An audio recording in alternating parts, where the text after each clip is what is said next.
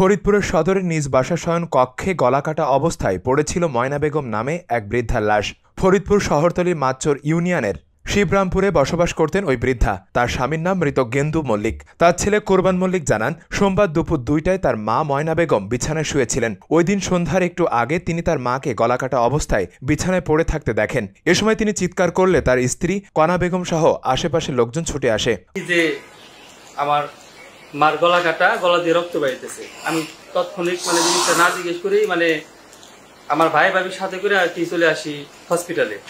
তো আইসা পর্যায়ক্রমে শুনতে পারি আর কি যে দাও দিয়ে আর কি গলা পাশে কোপ দিছে। আর তার আগে মূলত আমাকে পারিবারিক ভাবে জমি নিয়ে আর কি একটু সমস্যা আর কি। আমার জমি ওই ভাগ বাটোয়ারা নিয়ে এই সমস্যাটা আর কি কোপ দিছে আমার বড় ভাই, ভাবি আর ভাস্তি। আমার সন্দেহজনকমূলকভাবে আমি তিনজন আর কি আমি দোষী সাব্যস্ত করতে চাই।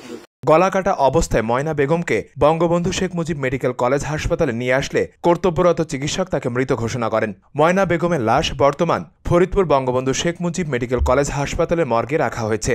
সংবাদ পেয়ে পুলিশ ঘটনাস্থল পরিদর্শন করেন। ফরিদপুর কোতোয়ালি থানা ভারপ্রাপ্ত কর্মকর্তা ওসি মোহাম্মদ হাসানুজ্জামান ময়না বেগমের মৃত্যুর খবর নিশ্চিত করেছেন। রাবেয়া খাতুন এলাইস ময়না, ৬৭ বছর বয়স। গোপন সংবাদের সূত্রে আমরা জানতে পারি যে বঙ্গবন্ধু মেডিকেলে একটি লাশ আছে। আমরা তাৎক্ষণিক সংবাদ পেয়ে কোতোয়ালি থানা পুলিশ সহ ঊর্ধ্বতন অফিসার আমরা বঙ্গবন্ধু মেডিকেলে যাই এবং সেখানে গিয়ে দেখি যে একটি লাশ মর্গে আছে, গলাকাটা। তাৎক্ষণিক আমার কোতোয়ালি থানা পুলিশ সুরতার রিপোর্ট প্রস্তুত করে এটা ময়নাতদন্তে প্রেরণ করে। এ ব্যাপারে আইনগত ব্যবস্থা প্রক্রিয়াধীন রয়েছে বলে জানিয়েছেন ওসি হাসান।